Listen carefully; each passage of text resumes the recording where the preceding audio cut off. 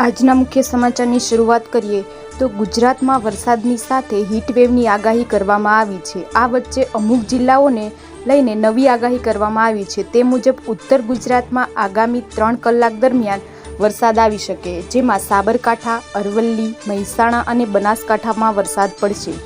મહીસાગરમાં પણ હળવા વરસાદની સંભાવના। બીજી તરફ સુરેન્દ્રનગરમાં કમોસમી વરસાદને કારણે ઉનાળુ પાકને ભારે નુકસાન થયું છે।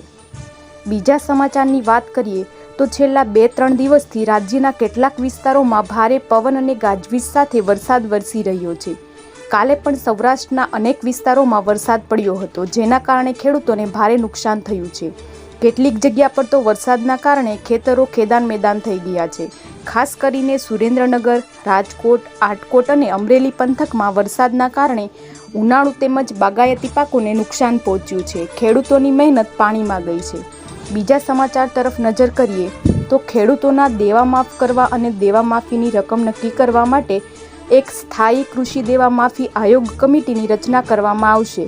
એટલે કે ખેડૂતોનું કેટલું દેવું માફ કરવું, કેવી રીતે માફ કરવું, ક્યારે અને કેટલી વાર માફ કરવું, એ માટેની એક ખાસ કમિટી બનાવવામાં આવશે। જો આવનારા સમયમાં રાજ્યમાં કોંગ્રેસની સરકાર બનશે તો ખેડૂતો માટે એક ચોક્કસ આયોગ બનાવવામાં આવશે, જેમાં દર વખતે અને જ્યારે જરૂર પડશે ત્યારે ખેડૂતોનું દેવું માફ કરવામાં આવશે, તેવી કોંગ્રેસ નેતા રાહુલ ગાંધી દ્વારા ખેડૂતોને ગેરંટી આપવામાં આવી છે।